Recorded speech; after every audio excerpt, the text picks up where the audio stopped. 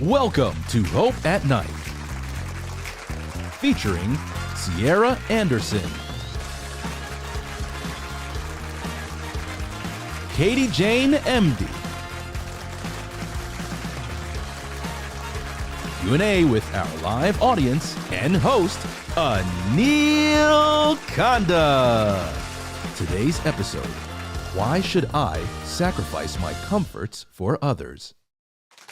And here's your host, Anil Kanda. Welcome to Hope at Night. Have you ever wondered why some people seem so full of joy when they serve others? Why do so many who spend their lives giving end up saying it's the most rewarding thing they've ever done?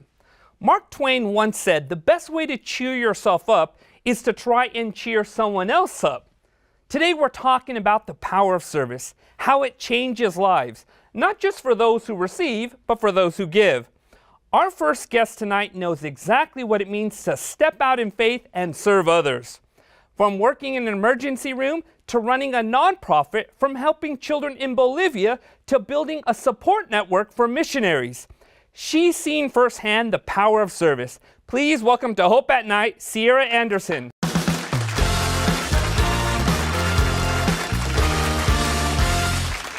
Sierra, thanks so much for being here. Thank you so much for having me.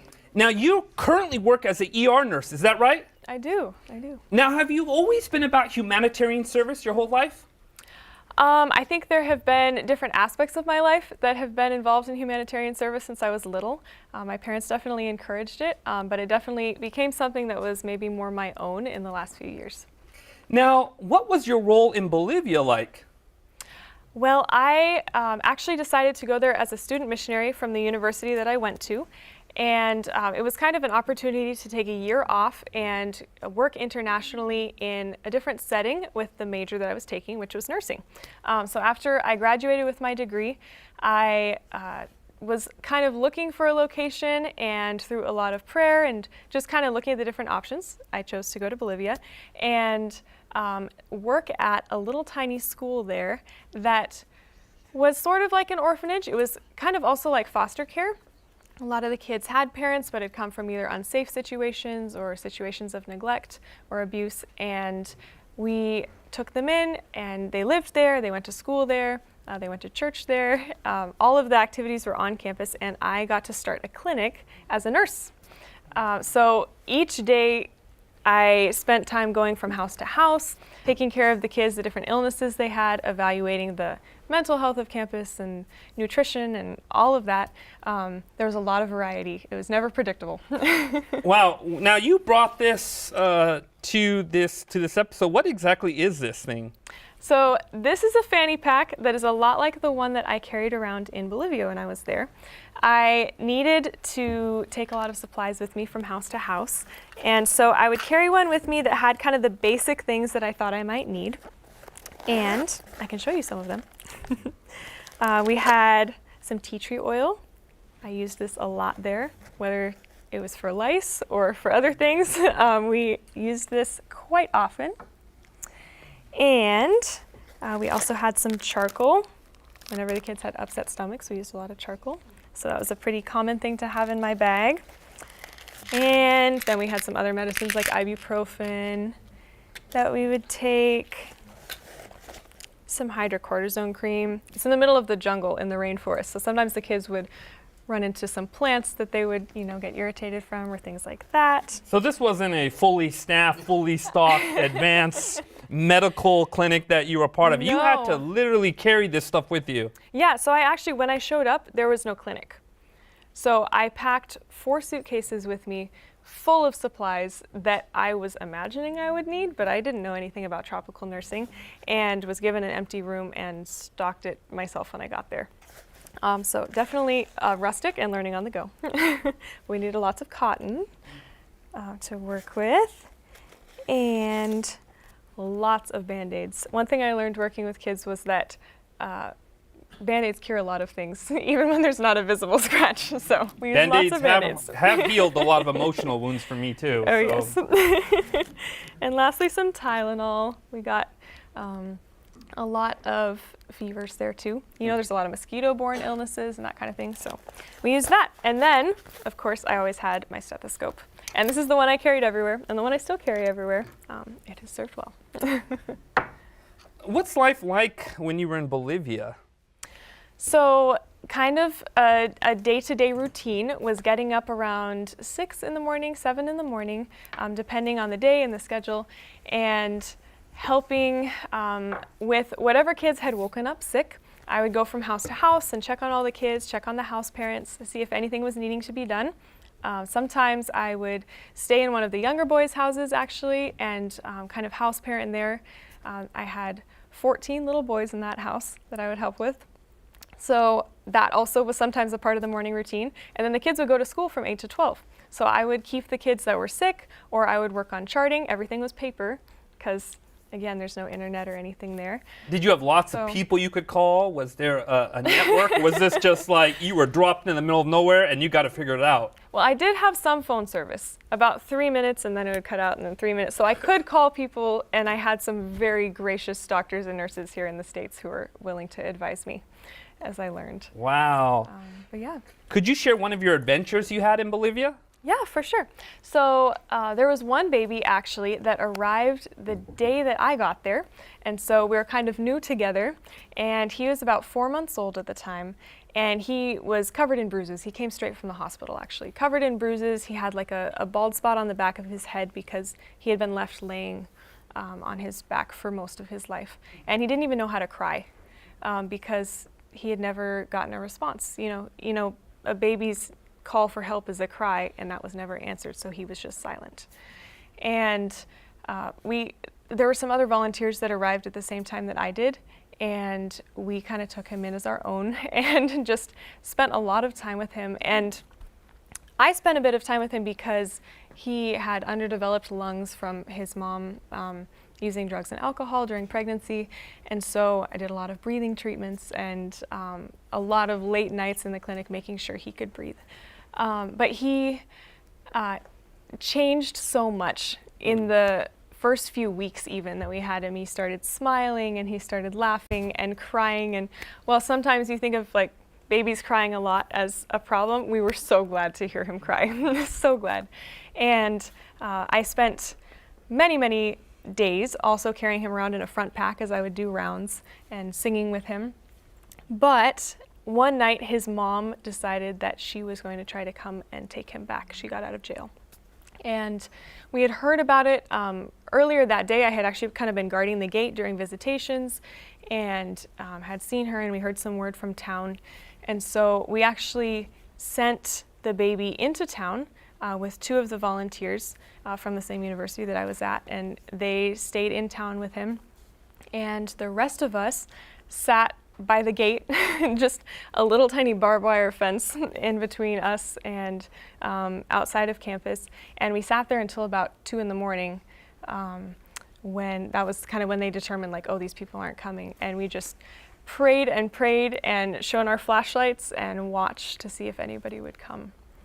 Wow, it seems like you had multiple roles here, right? Yes, so many different things. But we were so blessed that we were kept safe through situations like that. And this baby is still growing up now. He's walking around campus and interacting with everyone. And that's wonderful. You know, it sounds like you definitely see God working in the midst of these challenging situations. Yeah. You've also seen the reality of evil, haven't you?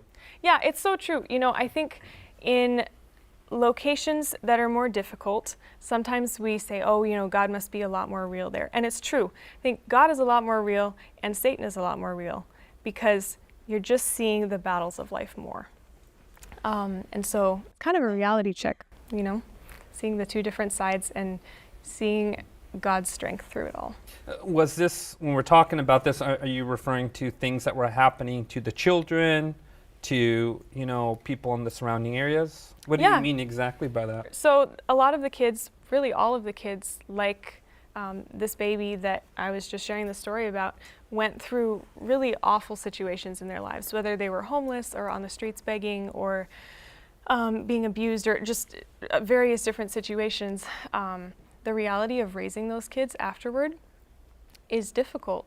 You know, you hear a lot of their stories and you care so much about them and you see how it's affecting them.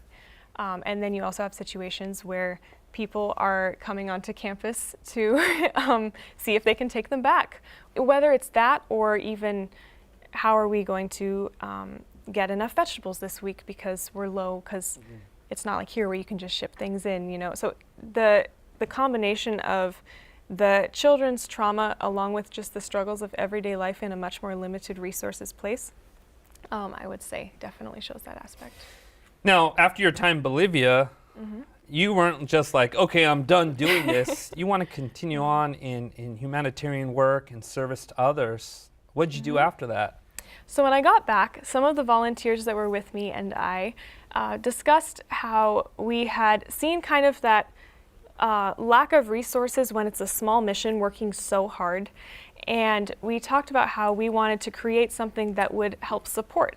You know, when you're like in the mission field, in a volunteering field, it's really difficult to take the time to advertise or to recruit volunteers, to tell stories, to fundraise. All of these different aspects kind of fall by the wayside when you're in there taking care of kids and parenting, you know. So we wanted to create an organization that would help do that for this school that we had been involved in. So we actually created a nonprofit that did just that. And it's been quite an adventure, but a good one. Wow. How many years has that been? So it's actually been just a little over a year. Okay. We've been working on the process for a year and a half now, but as far as, you know, finishing the paperwork and everything, yeah, it's been about a year. So there was a lot of challenges, obviously, with funding, and then through this nonprofit, you guys are able to help and assist this area, this school, and this clinic, right? Yeah. That's wonderful. What do you love most about the nonprofit? I really enjoy making connections with people. I've so enjoyed the times that I've gotten to know people, maybe who have wanted to volunteer and help with training for them, help just get to know what they're good at and place them in a role that's gonna really show that, you know. And also just getting to know people that are working maybe with other missions or other humanitarian projects and hearing their stories about their projects and how we can work together. And then just getting to know also how people are wanting to volunteer stateside, you know, in the United States. Maybe they can't travel somewhere, but they want to get involved with something. You know, with your time in Bolivia, what did you realize were the greatest needs, and how did you structure this organization to help address those needs? So I think there's always a need for people. There's always a need for volunteers on the ground in a location like that. I think there's also a need for people that are long distance, you know, that are willing to write stories and tell stories and just make those connections, you know, finding more people, fundraise, all of that. So I think, yes, there's a need for people on the ground, and there's also a need for people remotely that are willing to just support, because you need such a support system. That's really incredible, and I'm sure these experiences help shape your life. And when you share this with other people, what goes through their mind? I think a variety of things. I've had a variety of responses. There are some people who say like, oh, how can I volunteer? You know, others say, how can I donate? Like, what's the best project to donate to? I've had actually a lot of like young adults say like, I want to do that in a few years. Like once I have my career, I want to do that for a few years. I want to help a ministry. I want to, you know, help serve children or work in another aspect. But I think it's good motivation to share those kinds of things. You know, some people will look at missions, and you were there for about a year. Some people say, well, that's too short of a time to experience anything or to make an impact. What would you say to those people? I would say that it's true that it's going to make a different impact than longer than that. I can't say that I was there to see, you know, the buildings built and all of that and everything change. I'm not going to understand it as well as somebody that's been there longer. But at the same time, there's a different aspect in that if you're going for a year or a short time, you can come back and you can share that. And so it's just a different portion of the ministry. And it definitely sounds like that's what's happened. It's not only impacted the people there, but people here stateside, and it's also shaped your life. Yeah, for sure. What encouragement would you give to people who are saying to themselves, man, I don't know if I can live a life of service? Why is service so important to every person? I think service helps you, one, not focus on yourself. I think there's something great about being able to broaden your perspective and also just serve other people. I think it's a good mindset to have. I think it's a biblical mindset that we see that Jesus modeled for us. I think also it makes life more meaningful, makes work more meaningful, and I like to get to be a blessing in the little ways that I can. I think it is important to life. I've always heard that the most generous people are the most happiest kinds of people, right? Yeah. There's something to acts of service that really change us on the inside out. Yeah. You know, we live in a country, the United States, where there's lots of needs. There's lots of places where we can help out. Where would you direct someone who says, look, I need to get involved in service. I need to get involved in helping people out. Where do I go? Where do I start? I would take some time to do some research and really look into how you can serve an area that fits your skills. Like, look at your skills. Everybody has God created such a variety of people and such a variety of skills, and I'm so grateful for that. And I think looking at those and knowing what you're good at and saying, how can I use that to serve, is a good place to start. And then research. You know, I wanted to be a nurse, and so I spent time looking into nursing positions, and that was actually, Bolivia wasn't listed as a nursing position, but it looked like a place they needed a nurse, so I called and asked, and they said yes. And so that was one way I was able to go there. I think focusing on that is a helpful aspect for sure. Do you think young people need to get out of their homes and their communities to go experience life and serve others for a year? Yeah, it definitely completely changes your perspective on life. Wonderful, Sierra. Thanks so much for the conversation. We've just heard from Sierra Anderson about how service isn't just about a single moment. It's a lifestyle. When we come back, we'll continue the conversation with our next guest. Don't go away.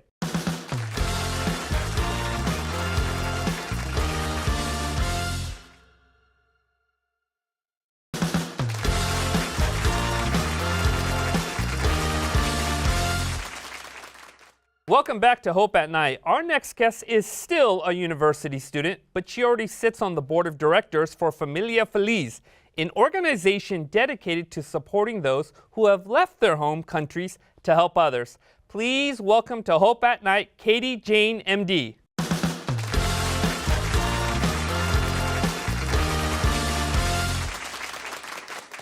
I assume both of you know each other. Did you guys meet in Bolivia? Yes, the first time I met Sierra was in the airport, along with several of the other volunteers. What exactly was your role in Bolivia? I was a house parent of 15 little girls, ranging in age from 8 months to 13 years old. Wait, how old were you at this moment? 20, but I told them 35. Now, what exactly is a house parent? So a house parent is someone who raises kids, makes their food, sends them to school, gives them all the goodnight kisses, and I also served as a teacher for 1st and 2nd grade, so I went to school with some of them. Wow, so you literally were a parent to these kids. Absolutely. Now, this was an orphanage, right? Yes, it's a home for children who have been abandoned, neglected, abused, and several are also considered orphans by the definition. Okay. How did you view your time in Bolivia? It was the best year of my life. It definitely sounds like it. Absolutely. If you were to describe what this place was like, what would you say? Were you guys near the jungle? Were you out in the city? What exactly was the context of this place? Far, far from the city. We were out in the rainforest, and if you can imagine waking up with your alarm clock being the birds in the trees right outside your window that has no glass in it, and if you can imagine just rain on the tin roof in the evenings or in the mornings or in the afternoons. And if you can imagine the greenest scenery you've ever seen, along with lots and lots of noise from kids and insects as well, that's kind of what it was like. You know, a lot of people have these nature sound apps on their phone so they can go to sleep, but you literally were in the middle of a jungle listening to that. Absolutely. I definitely took recordings and now listen to them as if they were my sound app. Didn't have to pay for subscription, right? Now, why do you call that the best year of your life? Many, many reasons. I think that it was indeed the defining marker for when I became an adult. But I would say that one of the main things that I experienced there was unsurpassable joy and a reliance on God that I had never experienced in my life. And also just getting to love on so many kids that love you back in such a big way. I think that's the perfect recipe for the best year. Plus adventures. I love adventures. What were some of the reasons why the kids were there?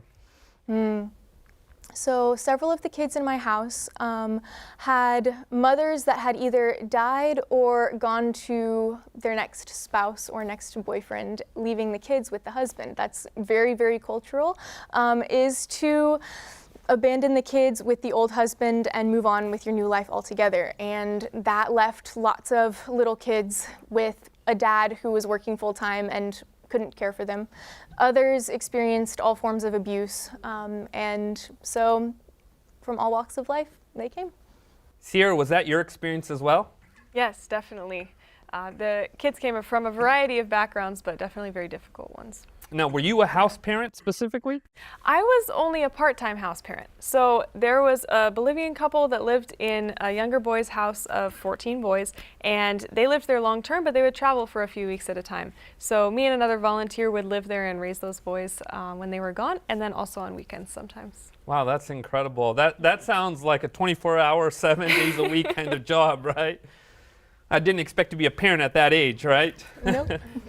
14 kids, that's incredible. I have one German Shepherd and that's enough. So, you know, in regards to this year that you spent in Bolivia, how did you see God work in the midst of it? I think God really showed up in big ways and in small ways. I saw him reveal himself as a provider in a place where you can't just be self-reliant and go to your local pharmacy for the things that you need. In a place where there simply isn't the resource that you require, you have to really find a deep reliance on the great God of the universe. And he really showed up for me in big ways, as well as in small ways, in little miracles, like when my little girl, whose father was visiting her one day, gave her a special pen, and we went on a walk, and she was carrying that pen with her, and she lost it somewhere in the jungle as we're walking through, and decides to tell me about 20 minutes later and says, "Teacher, I lost my pen." Well, how do you tell a 3-year-old that your pen is probably gone forever, but it's the tangible evidence that her father exists? And so we prayed and started searching, and I had given up long before, but God showed up even in my little bit of faith, and the pen was there in the grass. So I'm sure that meant a lot to that little girl. It did. And just other things, like bigger ways, just slightly bigger, like when there was no propane to cook breakfast one morning, and I said, "Lord, my kids will not eat today if I do not cook them this oatmeal. Can you please just make there be gas and let there be propane in this tank?" And I kind of shook it and tried to light it. And then it lit after all of the kids looked at it and said, "No, teacher, there's no way." I said, let's pray. And then we cooked breakfast that morning for the kids, and they went to school full. That's wonderful. Now, as a house parent, what life lessons did you learn for taking care of all these little girls? I learned lots of life lessons, primarily patience. Definitely got to experience relying on God instead of myself to manufacture that. I also really learned that love is the greatest force in the universe. After all, God is love. And I got to experience firsthand the difference in parenting with an aggression-first, punishment-based mindset versus a love-based connection with the kids first, where they trusted you and didn't have to have tantrums because they were hurt in other ways. I actually got to see that firsthand with the same kids. That was incredible. And I also learned what it means to be a mom, to slow down and actually be present in the moment and not be so task-oriented or achievement-based. And instead of having a complete craft at the end of the craft time, to get to have memories of making the craft, even if it didn't turn out like it was supposed to.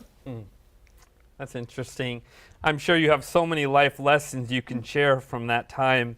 Now, when you came back to the States, how did you bring your experience back with you? You know, transitioning back into this society from a world where everything was so much slower paced was definitely an experience. And I think that the things that really stuck with me were that people matter more than anything else, and the relationships around you matter more. And that began to really reframe how I viewed life. And I also got to experience God showing up here in the States again, and not just stopping with an identity as a missionary in Bolivia, but instead using that as a launch pad to inspire the rest of my life of missions and service, and to just do life with people, because that was the definition of missions that I left with. That's wonderful. It definitely exudes out of you. There's a lot of it here. You know, what do you do now?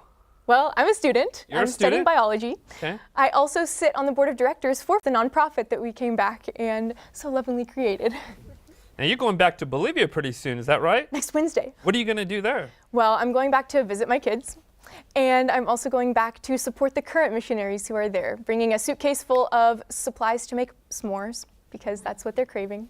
Also bringing back some books for the children, some things that campus needs, supplies and whatnot, things that they can't access there, and just bringing back lots of supplies, lots of love, lots of support, and many, many hugs.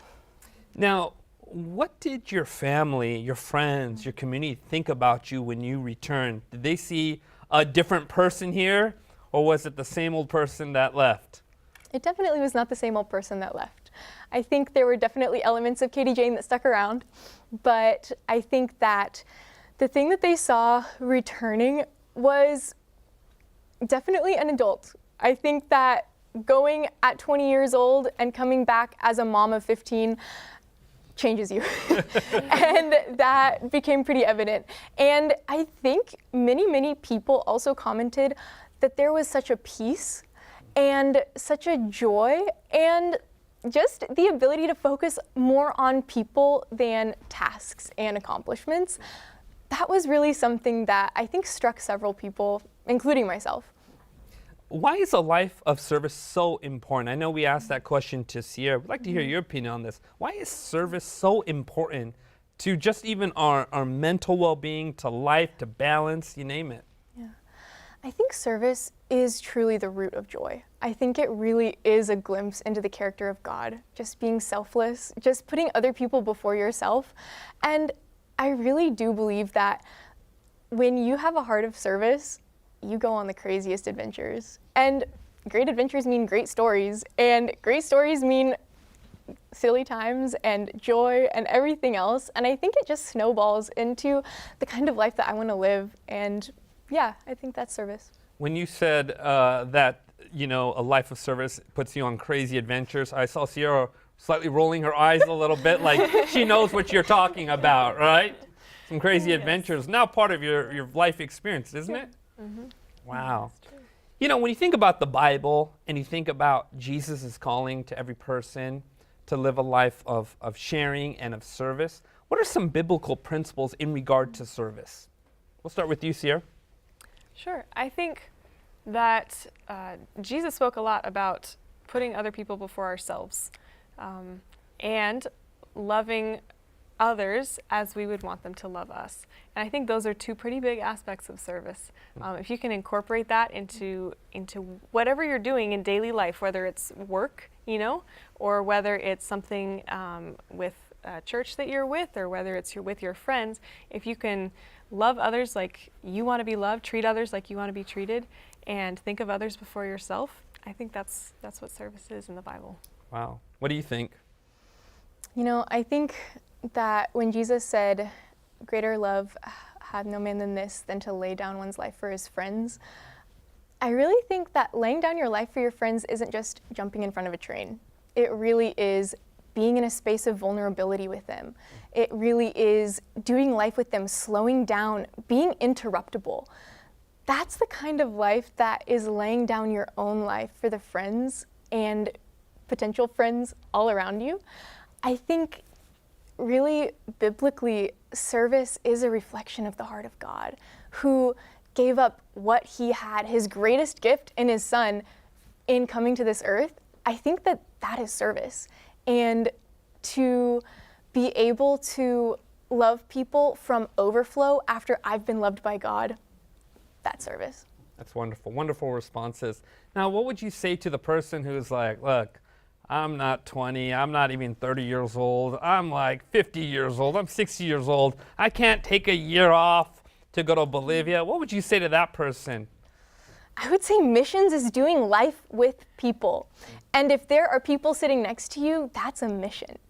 I would really, really say that striking up conversations and living as if you were in the mission field is missions. And I think that's a way that Bolivia really did change me, is to view myself as a missionary, because it's not so much about bringing Jesus to them, but realizing Jesus is already there and just meeting him there. And if Jesus is doing life with me and I do life with people, then I'm connecting them to Jesus at the same time. That's a beautiful perspective there, right? We're not bringing Jesus there. He's already there. Absolutely. We're just partnering with him. Yeah. What do you think, Sierra? Well, first of all, I would say that we had a volunteer go last year that went because her 2 girls had left home and had grown up. So and no she excuses. decided she had time. And she did wonderfully. So there is always time. But I would also second what Katie-Jane said, just in that where you are in life or in the workforce in your community is a mission location. And just because it doesn't have the identical struggles to a place like in the middle of the rainforest doesn't mean that there aren't still challenges and struggles that you can help support people through. I mean, working as a nurse, I get to see, patients every night that I get to help through a challenging time. And I don't think that's only limited to service careers. I think you can be in an office job and have the person in the cubicle next to you needing support as well. You don't necessarily have to go to another country, although it's possible at whatever your age at. But opportunities are all around us to help those in need. Yeah. That's incredible. Katie-Jane, in regards to your time in Bolivia, if you could go back, and you are going to go back, but if you can go back to when you first started, what things would you do different?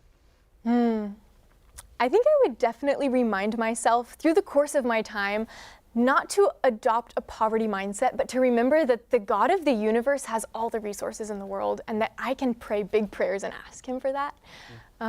Asking for help, definitely, and not getting my blinders on and thinking that I only lived in this small bubble where there was very little resource.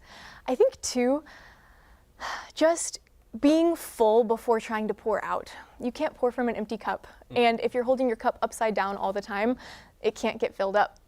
So I would definitely tell myself to remember to park myself under the fountain of his love and his grace and just be filled up by God first before pouring out to other people. That's wonderful. How about you, Sierra? I would say taking time for balance. Service is so important, and also making sure that you're able to serve is important.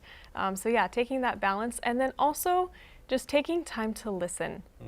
I think especially when going into a new culture or location, you think you have a view of it, but you really have to take time to stop and to listen and to understand the people there and where they're coming from before you have a solid view of it and understand how you can best help. So I think just taking time to pause and listen to the people and the situations there is really important.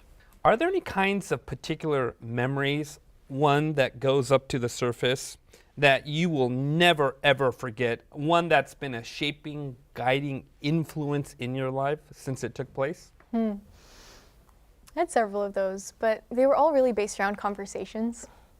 And I would say the one that really comes to the surface right now is on a very, very hot day.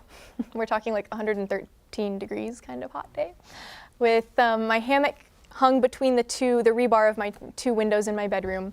I told the kids, hey, I'm gonna go take a nap for 10 minutes, and then I'm gonna come back out and we're gonna play. And so I went and I laid down in my hammock.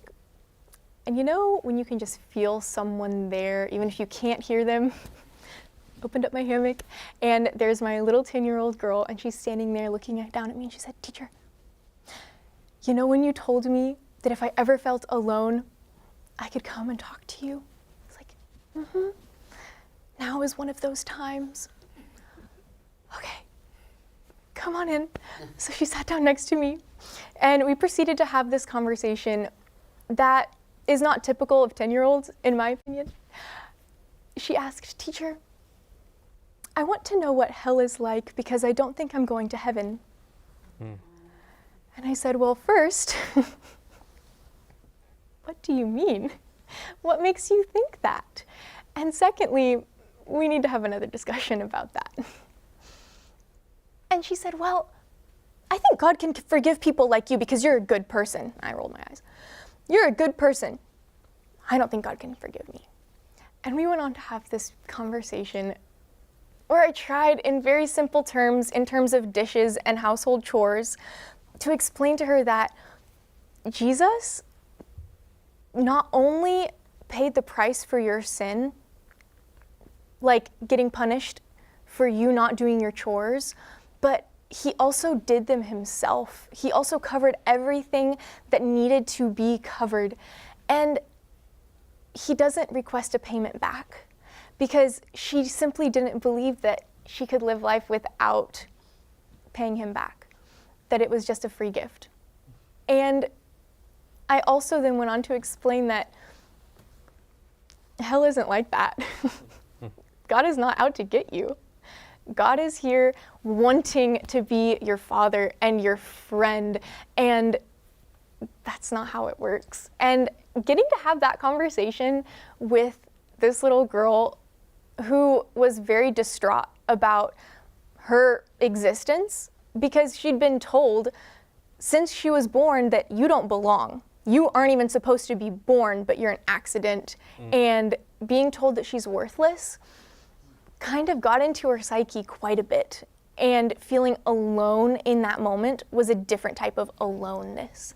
And this little girl getting to have a light bulb come on in front of my eyes and realize that God is a God of love who is not out to get me, that I don't have to pay back, but instead I just get to say thank you and accept it.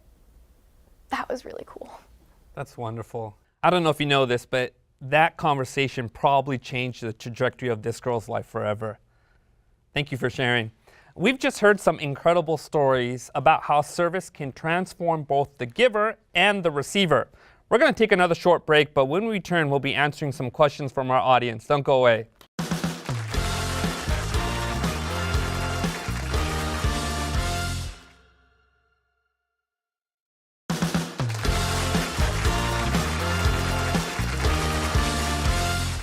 Welcome back to Hope at Night. We've heard two powerful stories tonight about service, and now we want to open up the floor to some questions from our audience. Who has the first question?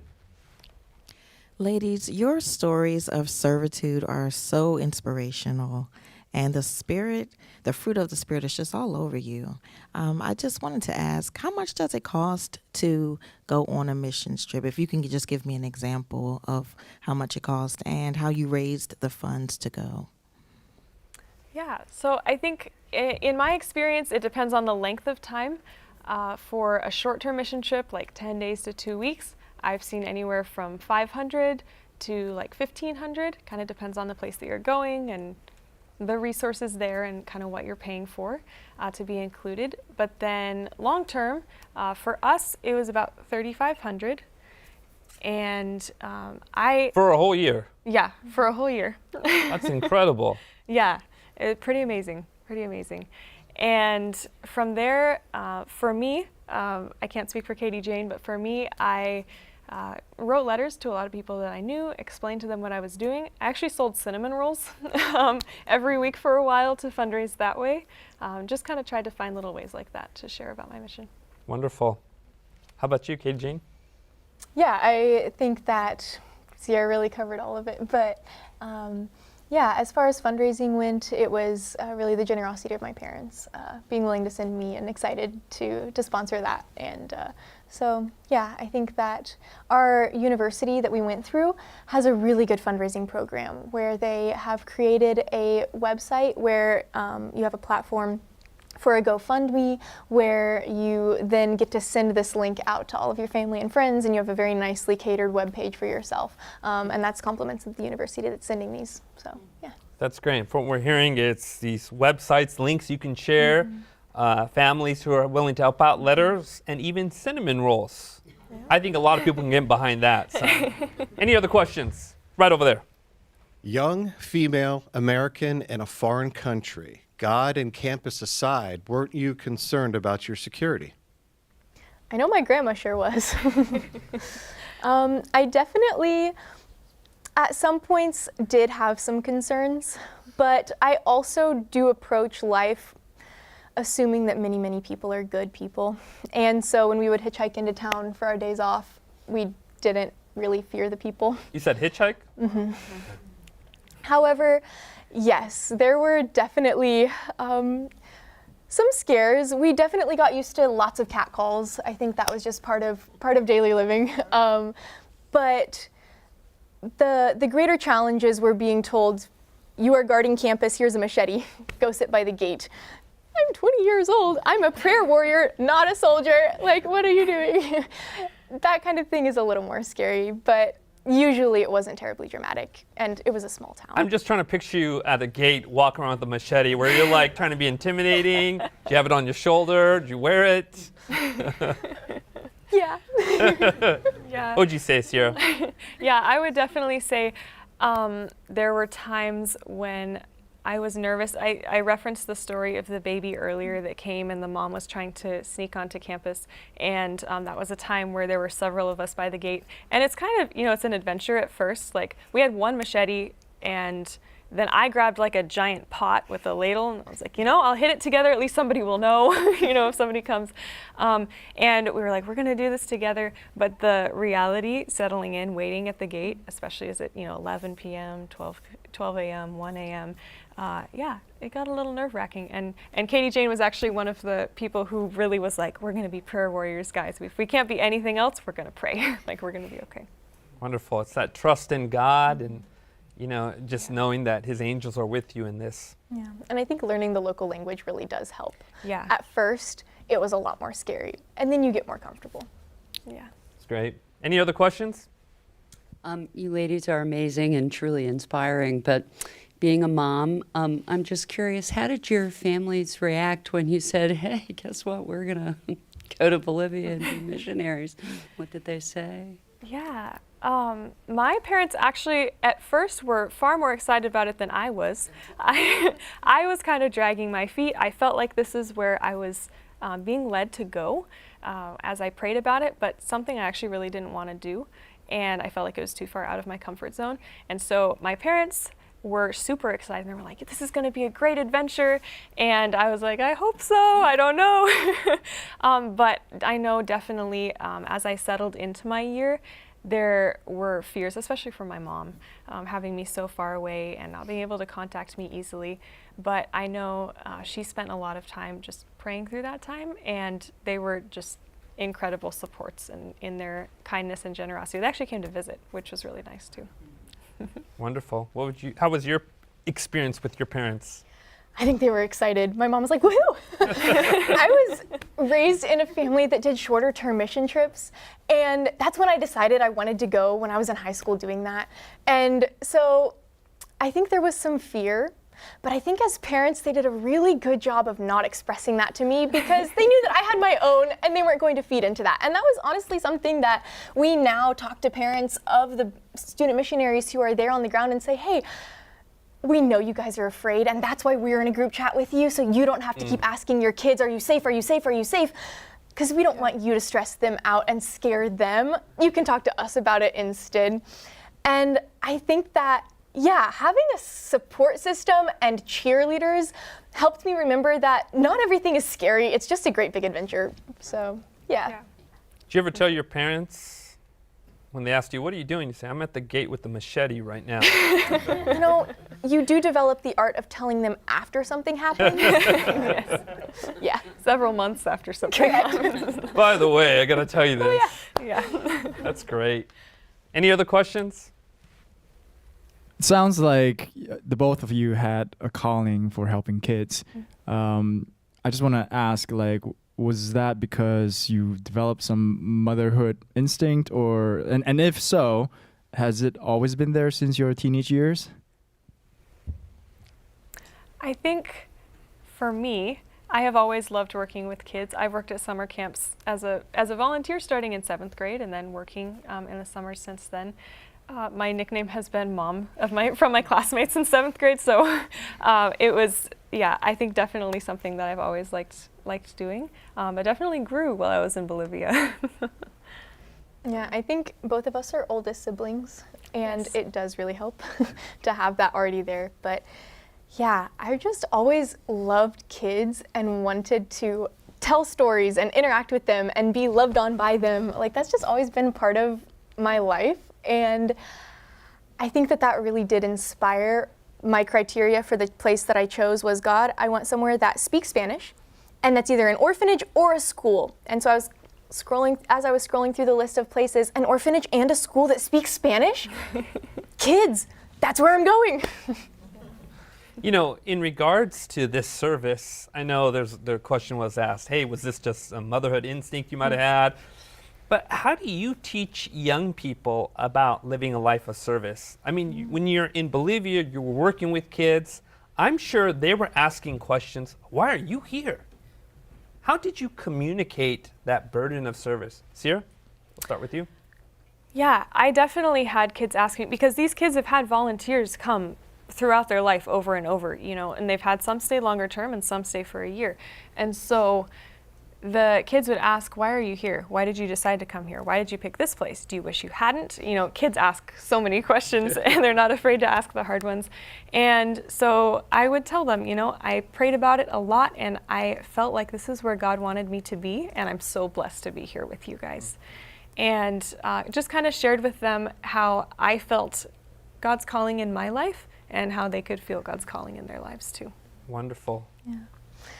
One of the notes that I have on my phone that I sometimes will go back and look at is one day I was cooking and one of my little, I think she was 9 at the time, one of my little girls came up to me and she said, "Teacher, how do I grow big like you and do big things like you? Because you are here." And I said, "I'm just cooking rice." And she said, "No, but you're here." Okay, well, and I said, the first thing is you just have to know that you serve a big God. And sometimes he calls you on a big adventure and you just have to say yes. That's what I told her. And she was like, "I want to go on a big adventure." And I said, "Then just keep saying yes." Wonderful. Now, there were male volunteers that were part of this, right? Mm-hmm. I mean, they obviously didn't have a motherhood instinct, at least that's what I don't think, right? But what was their reason when you talked with them about why they were there? So when I would part-time volunteer in the little boy's house, there was a male volunteer that would volunteer with me. And I know that was kind of the perspective that I got was from him. And he talked about how he wanted to spend a year of his life in service through his college time specifically, and to just kind of broaden his perspective that way. And then I know as he was there, he definitely talked about the realization of like raising kids from a dad perspective and how much especially the boys looked up to him and how he realized it was like a very serious thing that he was their example.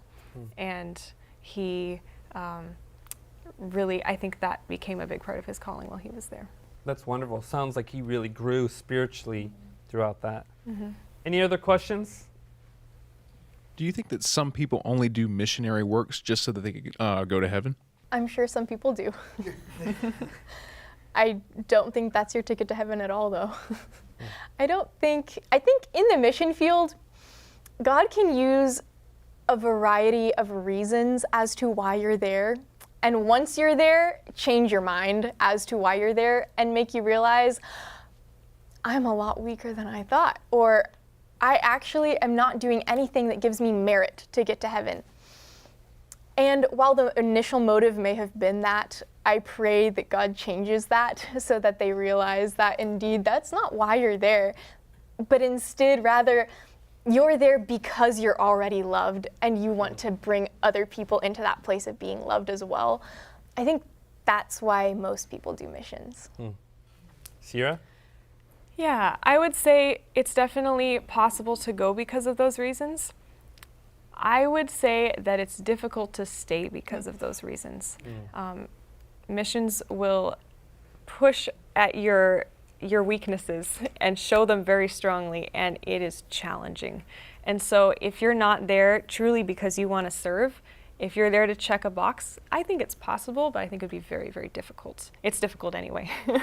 And I would definitely say that, I mean, I think like we've talked about a little bit before, missions can be done in your home, you know, with your neighbors, with the people that are right next to you. So it's not limited to just a foreign field.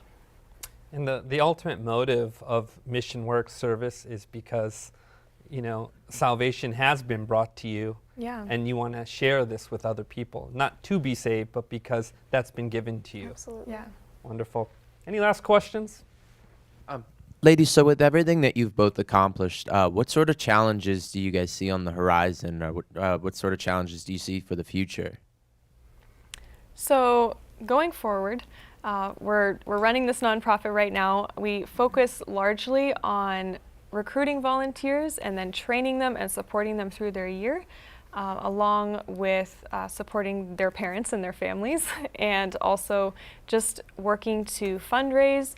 We've redone the website, we've redone social medias, tried to help kind of on the advertising side that longer term missionaries maybe don't have time for.